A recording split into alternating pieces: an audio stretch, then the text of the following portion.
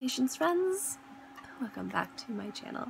Today I'm going to be reviewing a Royal Princess Oud from Creed. I'm really excited to review this fragrance because I love Creed and this is one that I've had my eye on for a bit. So I'm really excited to bring you my thoughts and feelings on this luxurious fragrance. This guy right here. So if you'd like to know more about this, the sillage, how longevity, how it wears on the skin, and things like that, then keep watching.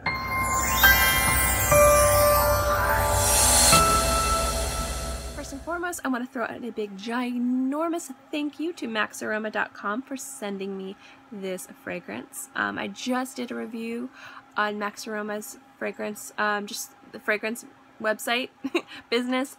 I will link it below. It's not going to be, that video is not sponsored.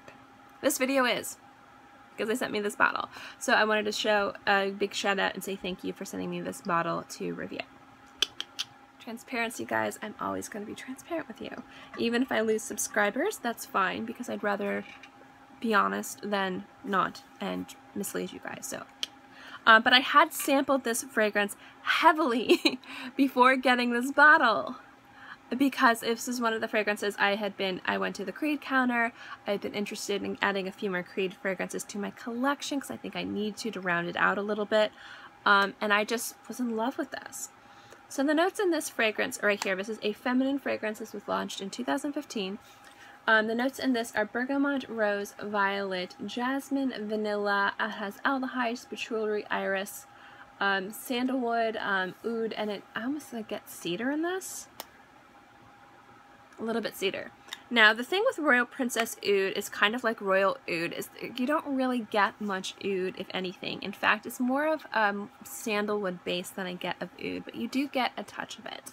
This is more a very smooth, kind of like a fruit punch-esque fragrance. It's very fruity and very floral, but smooth. It's really smooth, and I think that's really fantastic about this fragrance. Now, with most Creed fragrances on my skin, I get amazing sillage and longevity. Creed's just one of those formulas that it just works on my skin and performs like a beast. So with this fragrance, I get about 8 to 10 hours of wear with a medium application, which is just like about 4 spritzes. And the sillage in this is way past arm's length. So you get fantastic performance and longevity from this fragrance. It's wonderful. On top of that, there's definitely something really sophisticated about this fragrance. I would say, although this is marketed as a feminine fragrance, this is, like all fragrances, genderless. But if you look to see how fragrances are marketed, this to me smells like it could easily be marketed as a unisex fragrance. The top notes I get from this are definitely, I get the bergamot, and then I get the smoothness of the sandalwood.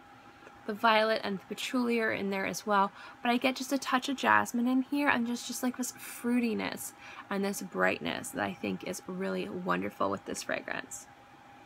I think this is very easy to wear while still being very sophisticated and elegant and mature, but there's something youthful and playful about this as well. And again, you get that from the fruitiness and the flowers such as the iris and the violet. It is very sweet. It is very sweet, but it's not sickeningly sweet. It kind of reminds me of the sweetness in Aventus, which isn't off-putting or juvenile. It just kind of brightens the fragrance and makes it a little bit more almost sexy. Like, this is a very sexy fragrance for women. I think if you like Aventus and you like Aventus for her, you'll at least appreciate this juice. I don't know if you'll be swayed from either of those fragrances, but you'll definitely appreciate this juice. If you guys know, I'm not the hugest Aventus fangirl. I like Aventus, you guys. I don't dislike Aventus. I'm actually probably going to get a bottle of it very soon. I actually prefer on my skin Aventus over Aventus for her. But I like both. I'm just not on the hype train for it. I think that there's other fragrances from Creed, or just other fragrances out there that are, to me, more exciting. To me, that I get happier smelling.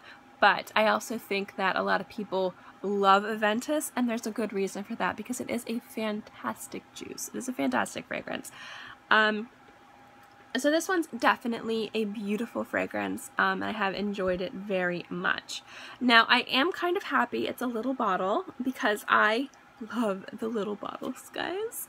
These are so cute, and I have so many fragrances. These are the types of fragrances that I will wear sparingly. Although this is a beautiful fragrance, it's very elegant, it's very sophisticated, it's very smooth, juicy, sweet. It's got like a nice balance of everything.